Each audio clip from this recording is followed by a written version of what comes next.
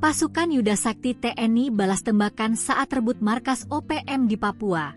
1 Algojo lari kesakitan. Pasukan Yuda Sakti disebar dari 2 arah ketika hendak merampas markas OPM di Maibrat, Papua Barat Daya.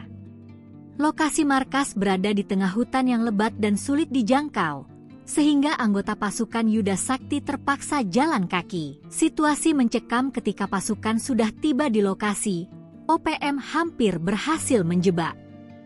Pasukan Yuda Sakti yang menerobos masuk markas langsung dihujani tembakan. Mereka menduga markas berbentuk Honai tersebut kosong tanpa penghuni. Beruntung, kesigapan pasukan Yuda Sakti tidak berkurang. Tak ada satupun anggota terkena tembakan. Hingga akhirnya, terjadi baku tembak hebat di tengah hutan. Terpantau ada 4 anggota OPM yang menghujani Satgas Yuda Sakti dengan tembakan. 1 dari mereka diperkirakan terkena tembakan karena terlihat melarikan diri sembari memegangi bagian tubuh yang terluka.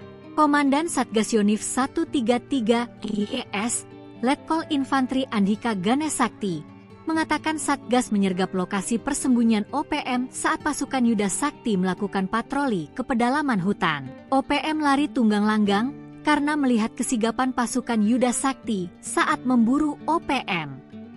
Ia melanjutkan, pasukan Yuda Sakti menemukan sarang tempat mereka bersembunyi berupa gubuk dan barang bukti lainnya. Di akhir tahap pengejaran, pasukan Yuda Sakti berhasil merampas berbagai barang bukti berupa alat-alat perang dan komunikasi.